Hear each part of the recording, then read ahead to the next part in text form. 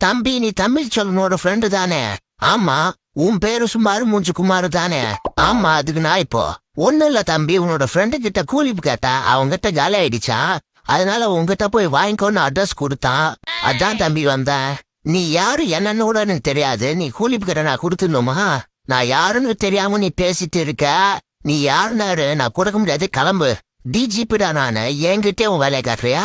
நீ டிஜிபினா இரு, இல்ல 5GPனா இரு, இல்ல பேண்ட் ஜிபினா இரு, எனக்கு என்னாச்சே? டே குட்டி பையா, இந்த பல்லு சிங்கத்துக்கிட்ட நீ ஓவரா பேசிட்டு இருக்க. அசிங்கமா இல்லைங்களா சார் உங்களுக்கு? வர போற வண்டிங்க கிட்ட தான் காசு வாங்குறீங்க, இப்போ போற வரவங்க கிட்ட எல்லாம் கூலி பாங்குறீங்களே. தம்பி நீ ஓவரா பேசிட்டு இருக்க. இதே போல பேசிட்டு இருந்தா உன்னை என்கவுண்டர்ல போட்டு தள்ளிடுவேன்.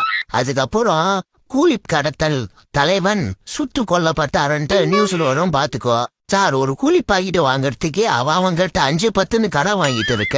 நீங்க வர கூலி கடத்தல் தலைவன் சொல்றீங்களே, இதெல்லாம் நியாயமா? அப்போ நான் கூலி பாக்கிட்டு கூத்துட்டு கிளம்பிட்டேரு. இந்தாவும் சார் புடிங்க சார், நான் போயிட்டு வரேன். சரி சரி கிளம்பு, காத்து வரட்டும். ஒரு கூலி பாக்கிட்டு மிரட்டி வாங்கறதுக்கு எவ்வளவு நேரம் டம் கட்டி பேசதா இருக்கு?